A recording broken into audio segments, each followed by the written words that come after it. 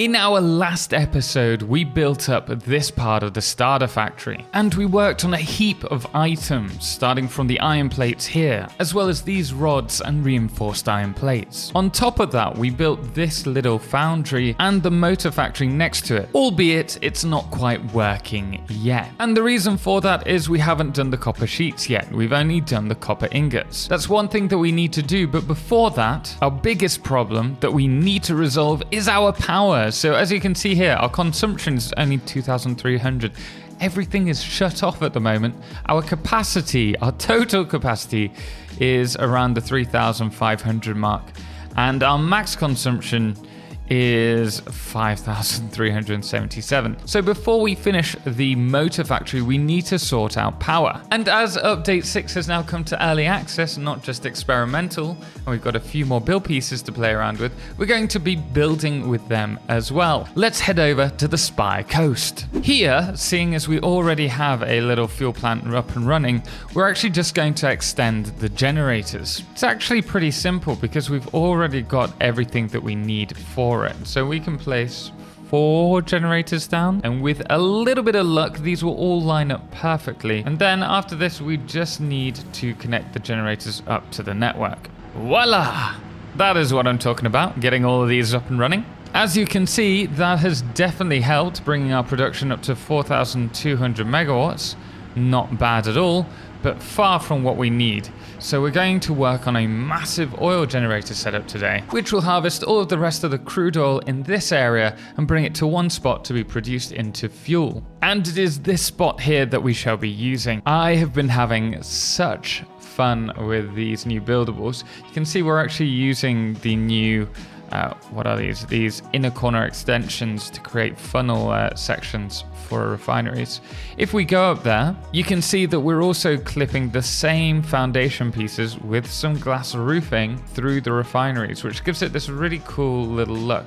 I'm really interested to see how this all fits together in the end. And the other thing that I'm doing here is just adding these pillars as a kind of rib cage for the build. We need to get further along to see how it is, but I'm liking where it's going so far. This will all be producing the heavy oil residue, and then we're going to sink the polymer resin, and from there the heavy oil residue will become fuel. So it's not going to be a massive fuel factory because we're not doing the recycled recipe, but it is going to be enough to hopefully get us back on track for our power consumption. I am aware that it looks quite boxy from this point of view, but actually if we look down, there's some really cool stuff going on, and I'm really happy with it so far. As you can see here, we've partnered the new round circular foundations with the glass and the concrete, and also those ribs, and I think this really makes it stand out. There's so much depth going on to this. I still need to do the front of it and also all of the stuff on the inside. And along with that, we also need to work out how we're bringing all of the crude oil to this factory. And I think what we might do is have a little bus, a pipe bus, going under the water to here. Thinking about the front of the build, I wanted to keep it quite clean, quite simple. So we've gone for a similar style to the sides, made it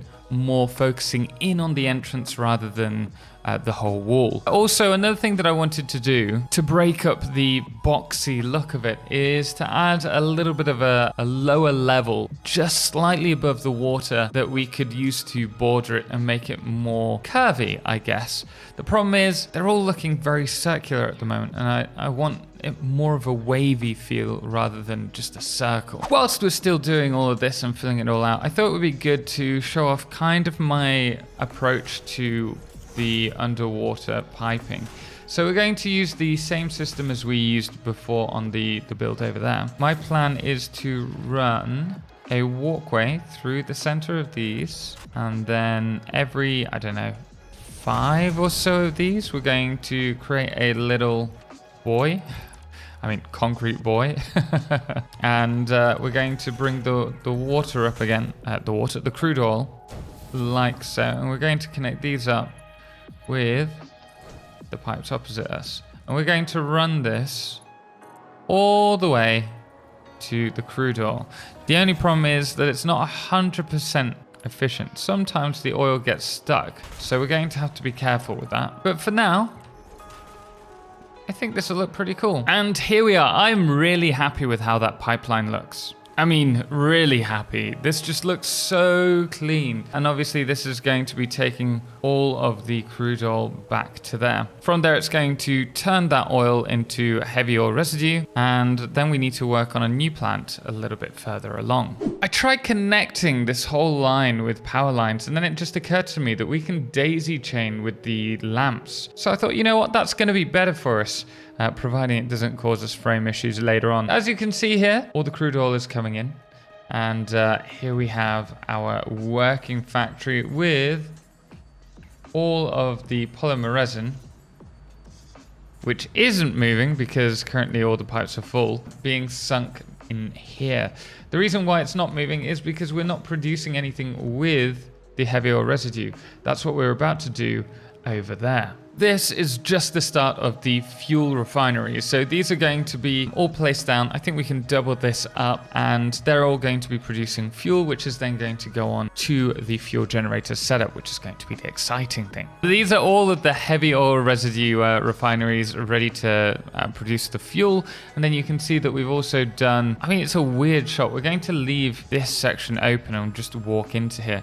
I'd like to do something with lighting later, maybe for the next episode. But you can see we're using a sloped wall here, and on the other side we're working on something pretty special. And this is it. I've been playing around with those inverted walls or corner walls, and I am so happy with how this looks. I love the depth of the circular pillar and then these jagged, sharp angles jutting outwards. I think it works really well. The only thing is I don't know how to do the roof yet. I still feel that this build, though I like what we've done with it, I feel it's missing something. I'm also not sure about this top section with the different materials. I'm not sure if it works, but maybe lighting will change that, but we'll do that at a later stage. Overall, I'm happy it's producing the fuel that we need to get started on the next section, which will start in this empty space here. Oh, before I forget, this is what we've done with the walls. The ceiling. I'm pretty happy with the kind of sloped, ribbed look. A bit like what we've done with the walls on the building behind it as well. It's definitely a very different style for me, but I'm liking it, except for one thing. I can't unsee the silhouette of the Egyptian Sphinx. I mean, it is what it is, right? I can't rebuild it all now. Or can I? Apparently, trying to turn on all the fuel generators ended up crashing our power. So I thought it would be best to quickly build a little battery plant, which is what we're doing here. Just want to do something very simple with it, make it look a little bit clean, playing around with these little circles again. This roof, it's a little bit finicky to get in the right spot, but once you do, it's relatively simple. We're just doing the exact same on opposite sides so that the roof is just sloping down. We're getting there with this. It's starting to look how I envisioned it. We're just making sure we've got the final touches. I like having these round, just obsessed with these at the moment, these little round corners, mixing the materials. Just really happy with the overall feel these new build pieces have given us. And now that our battery is charging, or all of these are, we can actually get to work on the fuel gens, and this is going to be the big build, which I'm interested in doing. Also, if you do want to check out this save, it's the start of a new month, so you can actually, if you're a member of our Patreons, you can get this save for free right now. The plan for me would be to have these pipes running the liquid ideally down into what would be, or will be, a little canal. And the way this would work is the water goes down, and then similar to what we did in our previous update 5 save, run the pipes inside here, and then use the glass frames to just cover these. It looks kind of cool, but the only problem is liquids are notoriously bad when they go down and are fed from below. And I'd want them to feed directly into the fuel generators. So we might have to keep an eye on this. This might not work. We might have to redo it later on. But I'm gonna give it a go now. Yes. and probably regret it later. I've calculated, I think we need 43 fuel generators. I'm not actually going to fill this with 43 because I want it to be oversaturated slightly. So I'm thinking we can have 12, 24 maybe along here, and then also a further few around here. So we'll probably max out around 36 fuel generators, which is going to provide us with, let's check that out, 36 times 150, 5,400 watts. Yeah, enough to get us started again. And you can see that the fuel generators fit snugly against one another here. So I'm really happy with how this is coming along. As for the front walls, we're going to play around with the update 6 buildables again. So I've done this kind of tooth approach to the front. And this is just going to give us like a solid amount of depth to work around with. I'm pretty happy with how this facade is coming along. It's something that I haven't really done before. It's a bit of a risk in terms of the build designs that we tend to go for, but I think it could look really cool. This is definitely something a little different. I've taken a leaf out of the previous build and using these circular cylinders as supports. And I love the jagged lines again, but I also wanted to mix that with glass and also depth using the pillars. I do like to give myself a bit of perspective when it comes to these builds and fly back and have a look what we're doing. And thinking about it, like a peaked roof will not work well with this. It will look a bit odd. So what we might do is more of a flat and then slightly sloping off roof at the end and see how that looks. Before we do that, we should probably get on and place some more generators and just get them running, as we've currently only got these ones running. Oh, also I need to show you this because I'm really happy with it. Once again, all the power is going to be run inside, or at least on the top level inside these. And if we grab one of these as a reference point, you can see how we can place these just on top. We'll actually do this with these, and then we're going to run this all the way along. We might do it a little bit. Let's see if we can. Oh, look at that. Oh, I like that. Yeah, we're going to run this all the way along like that for the build. I love it. I love it.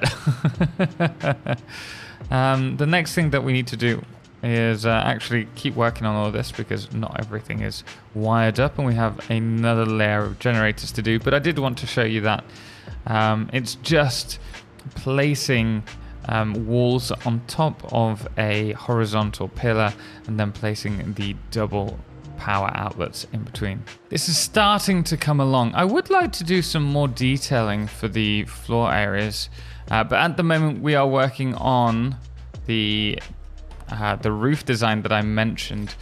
So what we've done is run a flat coated ceiling across the top. Then we're running a sloped one slightly down before it goes into another flat edge.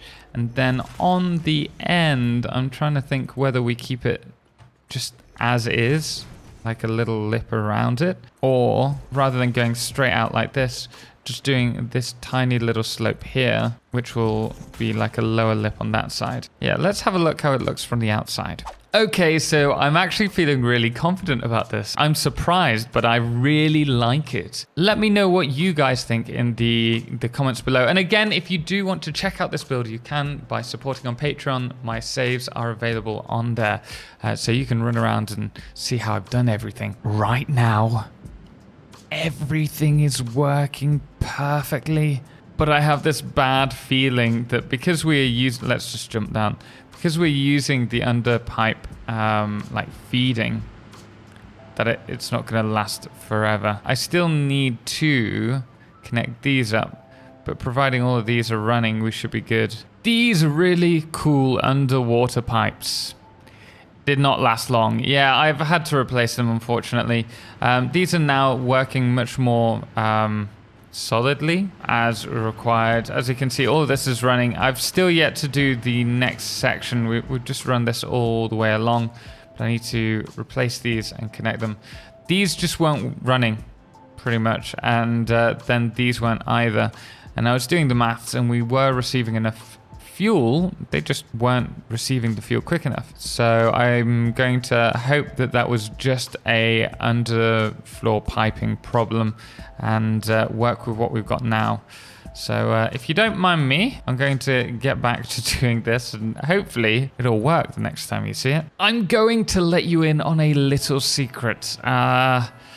So I did some lighting, just a little bit. It's not all of it, I don't think. But I really like the idea of having this little section that's hollowed out with the line, and I love the reflections, and I've done that for both sides, which means this is actually looking pretty cool. I'm really happy with this as a generator setup, but it is by no means done yet. I think we still need to allow the fuel to fill up in the pipes, and then hopefully this will level off. But you see, we're still getting peaks and troughs at the moment, which means it's not running efficiently. This is something I'm going to need to work on, but I think we're going to leave it here, as there's been just so much content to fit into this video. So thank you so much for watching, and thank you so much to all of our amazing supporters, most notably our Solar Eclipse patrons, Cerebral Tag, James Irwin, and Firefless, as well as our Lunars, the Calamity, Dixie Chris, Ben, and Star, as well as our Blood Moon of the day, which today is the City Rat. Until next time, as always, ciao for now.